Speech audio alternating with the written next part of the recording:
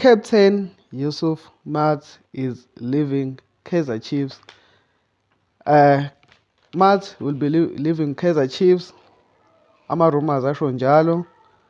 And sokhuluma ngokuthi ubani ozoba a-replacement kaMatt. Interesting, right? Another interesting story is that Mr. Munapule Saleng is not traveling with Orlando Pirates squad to Spain. Interesting. Also, we'll talk about Mhleli Mabuza. I'll give you updates and also give you updates on Tabang Pet. So make sure you stay tuned into the video. Watch the whole video. So let's go straight to the video.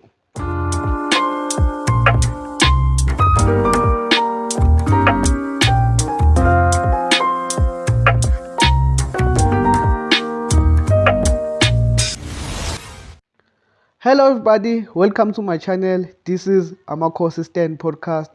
This is where uzithola khona zishisa pe.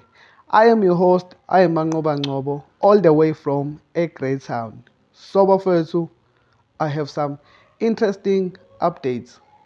As ngingapostanga in the last past 2 days or 3 days or so, I was busy ne-flu ngapha ibingibambe phansi. So guys, nginiphathela ama-updates namhlanje, interesting updates, and also Kaizer Chiefs will be playing and i-match izobe ivela on YouTube.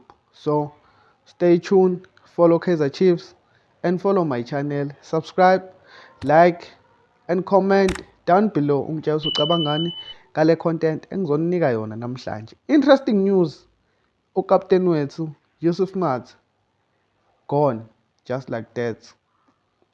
Uyakhumbula ukuthi announce ukuthi Yusuf Maat usayine i-contract extension, right? He did sign that. Bese ngaqamba amanga.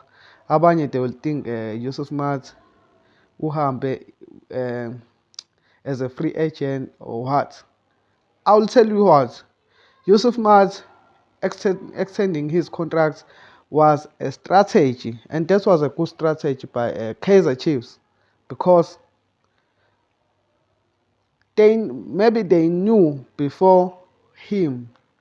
I don't know, but it's something like that. ukuthi mhlambe team yakhe i-Kaizer Chiefs uyaze qala ukuthi there's an interest from another club, so let's give him a contract extension. He signs a contract and then wathola ukuthi oh there's an, but akusasizi ngoba he has a contract with us, so you have to buy him. If you want him, you won't just get him for free. That's what I'm saying. So that was a smart move for Kaizer Chiefs. Bahlakaniphe kakhulu. They didn't want to lose him for free. Instead, they will earn some money for him. I don't know how much abazoyithola, but at least they will earn something for our captain.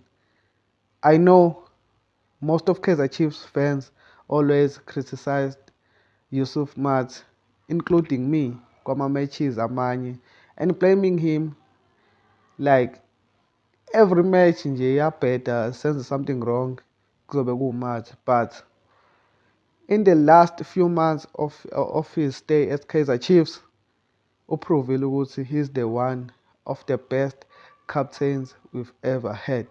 Why ngisho njalo?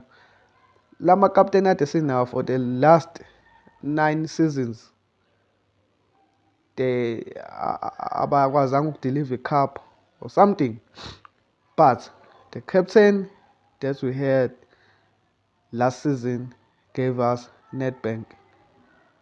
Get me? So let's talk about potential replacement of Yusuf Maat. Kungaba ubani mawucabanga? Is it they will replace him with Faisal Salum or someone here in South Africa, as we saw Sundowns released players? What do you think, Kaizer Chiefs? Who will they replace Matt with? But for me, I would really love to see Faisal Salum as a replacement of Yusuf Mat, ne? Because we've lost Castillo and we are now losing Mat. Mat is a kind of a box-to-box midfield, so Faisal Salum is also like that. He can be a great replacement for Yusuf Mat. Please, Kaizer Chiefs, cela nisilandele uFaisal Salum ezoreplace uYusuf Mat, because another reason ukuthi ispace sesikhona for another foreigner, so please use the space wisely and get us this man. Siyamdinga bafethu, siyamdinga. Ujersey number 6 uhleli lapho ulinde yena. Also jersey number 8 is available. So bafethu, let's see what will happen.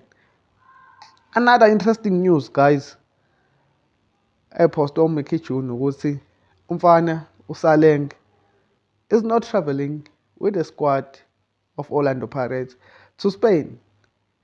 It's clear, guys. Saleng has fallen out of favor. I don't know if Orlando Pirates are punishing him for his arrogant or something, but if he's not there, this is the chance for Kaizer Chiefs to go and grab him. Simise Netherlands ngoba bamshiyile bona la. And futhi kulesa statement akushiwo ukuthi he will follow after or something. He's just left. All the Orlando Pirates squad is gone to Spain. Kodwa uMr. Saleng usele. I don't know what is the motive behind that story, but let's see what will happen in the next coming few weeks before iwindi livala ngo-August. Another update enginiphathele yona, guys, umjitha obejima ne-Kaizer Chiefs, uMhleli Mabuza. Mhleli Mabuza ujoyine i-team yasePortugal, Third League. So uphindela le ePortugal. Shuthi Kaizer Chiefs management and coach were not happy with him or something, angazi. But he's out of Kaizer Chiefs. Ngeke sakhuluma ngaye. This is what just an update ukuthi kwenzakalani ngaye. Another update engikuphathele yona umfana ubhuti Thabang Phethe. The deal is getting closer and closer. Umjitha yena himself uthe he would really love to come back and play in South Africa and experience Betway Premiership with one of the biggest clubs. So it's either Samtata or the other two teams bayamthatha. We don't know, but he might end up to us because we've been approaching him in the past few days or few weeks. So guys, that's all in the corner. But the interesting news is that Yusuf Mat is gone, but we need a replacement for Yusuf Mat. Who do you think is the replacement of Captain Wes Umat? Do you think they will replace him with Faisal Salum, or they will just go to the free agent abo Lebo Maboa or someone? Yabo. I hope they don't do that anymore. They will just go for Faisal Salum ngoba vele uYusuf Mat uthengiwe. So that means even if it's 4 million or 5 million, it's fine. So 5 million sambe sothola uFaisal Salum wethu. So please Kaizer Chiefs, please go get him. Siyamthanda, we want him at Kaizer Chiefs. So guys, tell me, what do you think? Ubani i-replacement ka-Yusuf Mat, and tell me ukuthi, are you happy that Yusuf Mat is going? Please make sure that you subscribe to the channel, like the video, and please stay tuned and watch more videos that are coming, because I got some big news, interesting ones. Thank you.